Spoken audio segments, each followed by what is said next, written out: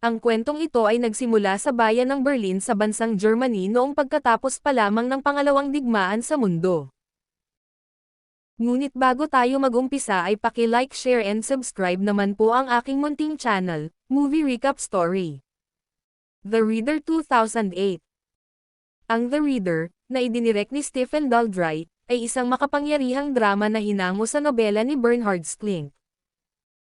Ang pelikula ay nagsisimula noong 1995 sa Alemanya, kung saan si Michael Berg, Ralph Fiennes, isang abogadong tila nabubuhay sa anino ng kanyang nakaraan, ay nagbabalik tanaw sa kanyang kabataan noong 1958. Sa pagbabalik ng kanyang alaala, makikilala natin ang batang si Michael, David Cross, isang 15 taong gulang na binata. Habang pauwi mula sa eskwelahan, siya ay nagsusuka at nahihilo sa kalye dahil sa trangkaso. Si Hannah Smith, Kate Winslet, isang babaeng nasa edad 30s, ay dumaan at tinulungan siyang makauwi. Ang simpleng pagkikita nilang ito ang magpapasimula ng isang hindi inaasahang relasyon na magbabago sa buhay nilang dalawa. Ang relasyon ni Michael at Hannah.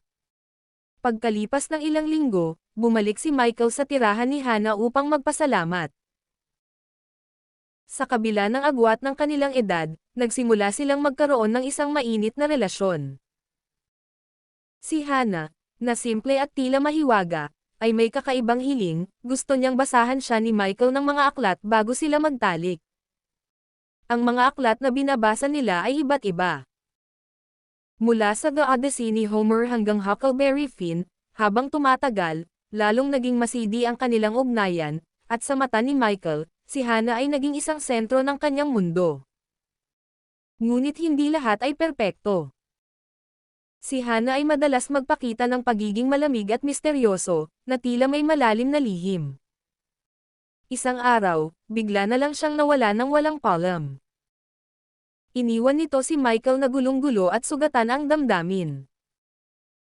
Hindi niya lubos na maunawaan kung bakit basta na lang siyang iniwan ng babaeng minahal niya.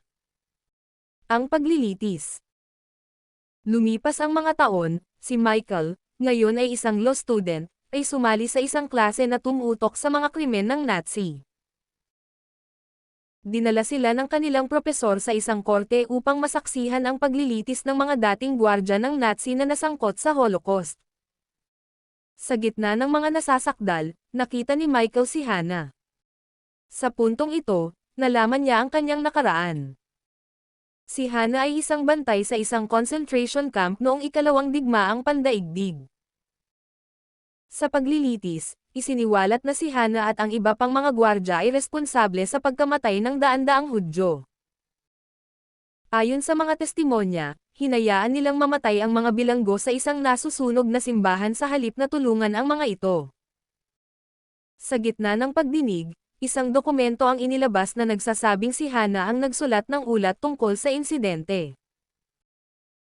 Ngunit sa sorpresa ni Michael, hindi marunong magbasa at sumulat si Hannah, isang lihim na matagal niyang itinago. Sa takot na mabunyag ang kanyang kawalan ng edukasyon, mas pinili ni Hannah na akuan ang buong responsibilidad sa krimen. Ang moral na dilema ni Michael. Si Michael ay napunta sa isang moral na pagkakagulo. Alam niyang ang kawalan ng kaalaman ni Hannah sa pagbabasa at pagsusulat ang susi upang maibsan ang kanyang sentensya, ngunit hindi niya ito sinabi sa korte. Sa halip, nanatili siyang tahimik, naguguluhan kung tama bang tulungan ang isang taong naging bahagi ng isang malagim na kabanata sa kasaysayan. Si Hannah ay nahatulan ng habang buhay na pagkakakulong habang ang iba pang mga gwardiya ay nakatanggap ng mas magaan na parusa. Ang pagsisisi ni Hannah at pagbabago. Habang nakakulong, sinubukang abutin ni Michael si Hannah sa kakaibang paraan. Nagsimula siyang mag-record ng cassette tapes kung saan binabasa niya ang mga aklat na dati nilang binabasa. Sa pamamagitan ng mga ito, natuto si Hannah ng pagbabasa at pagsusulat. Ang mga tapes ay naging tulay sa kanilang muling koneksyon, bagamat hindi sila nagkikita ng personal. Pagkatapos ng 2 dekada, si Hannah ay napalaya na. Tinawagan si Michael upang tulungan siyang muling makapasok sa lipunan. Subalit nang dumating ang araw ng kanyang paglaya, natagpuan na lamang si Hana na nagpakamatay sa kanyang selda. Iniwan niya ang isang kahon na naglalaman ng pera para sa Holocaust survivors bilang pagbabayad loob. Ang pagtatapos. Sa pagtatapos ng pelikula, makikita si Michael na dinadala ang pera kay Ilana Maher, isang Holocaust survivor na nagsilbing testigo sa paglilitis ni Hana.